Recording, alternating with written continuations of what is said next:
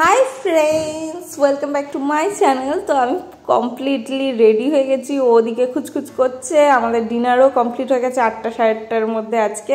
আর আমরা আজকে যাচ্ছি জানো একটু ঘুরতে। তো আমরা এই ক্যান্টনমেন্ট থেকে ট্রেন নিয়ে নিয়েছিলাম শিয়ালদার জন্য, আর পদাতিকে 11:20 ট্রেন ছিল আমাদের। তো পদাতিকের জন্য আমরা ওয়েট করছিলাম, আমরা একটু আগেই পৌঁছে গেছিলাম। আর আমাদের না ছোটো তালা চাবিরও কেনার দরকার ছিল, সেগুলো কিনে নিয়েছিলাম। আর এই লাউঞ্জ এরিয়াতে বসে একটু ওয়েট করছিলাম।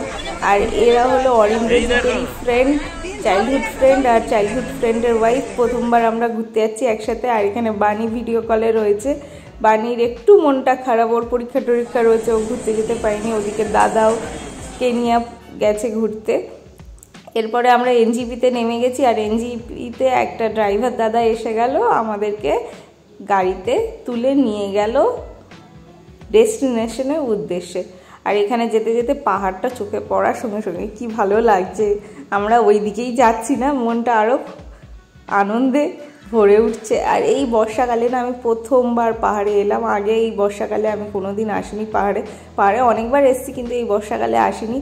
আর এখানে আমরা অনেক খাওয়ার অর্ডার দিয়েছিলাম, সকালবেলা পেটে পুরো রাক্ষস ঢুকে গিয়েছিল। যাই হোক, তবু আমরা অনেক কিছু অর্ডার দিয়ে খেয়ে নিয়েছিলাম। তারপরে আমার মনে পড়লো যে আমি ব্লগিং করতেই ভুলে গেছি, সো সরি এর জন্য।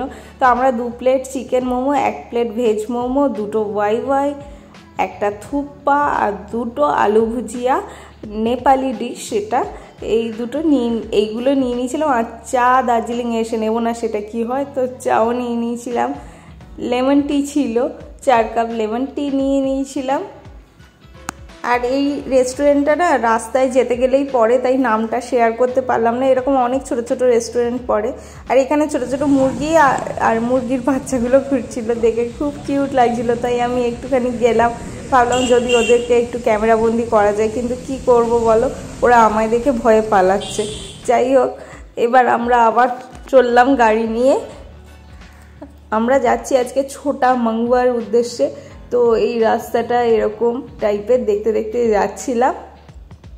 বর্ষাকালে একটা জিনিস আমার খুব ভাল লাগে, গাছের পাতাগুলো জল পড়ে এত গ্রিনারি বেড়ে যায় না, দেখতে এত সুন্দর লাগে আর চোখের একটা শান্তি হয় যেন।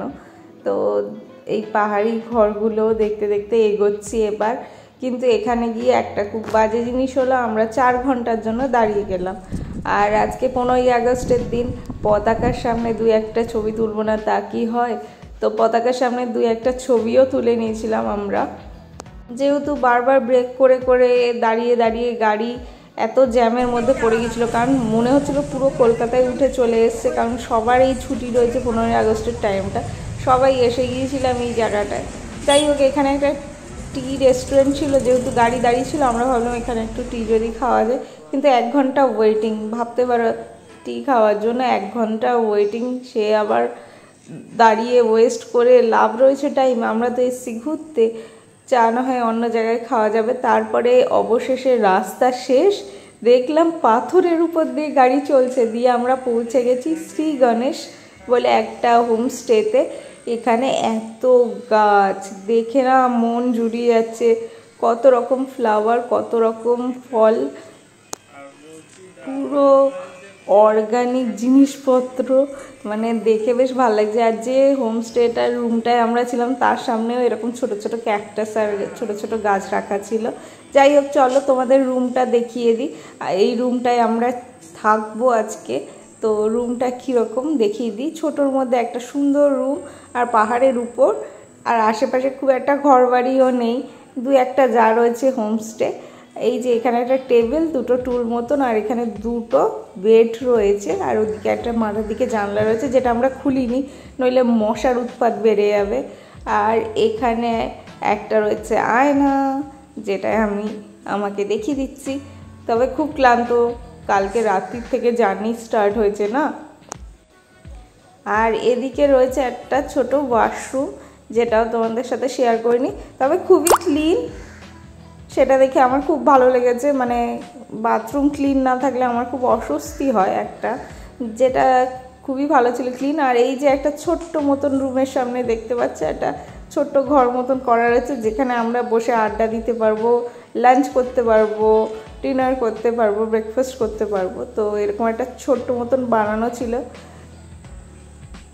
তো এইটা আমার তো সব থেকে বেস্ট লেগেছে, যে ঘরের মধ্যে দরকার নেই, বাইরে বসে প্রাকৃতিক পরিবেশ আনন্দ করতে করতে, প্রাকৃতিক পরিবেশে আনন্দ নিতে নিতে খেতে পারবো। তো সকালবেলা তো দেখাতে পারিনি, তো এই বেলা ভাবলাম দেখিয়ে দিই। আজকে খাবারে ছিল ডাল, ভাত, আলু পোস্ত, পাঁপড়, লেবু, স্যালাড, চিকেন, আর ছিল একটা কোয়াশ আলুর তরকারি আর আচার।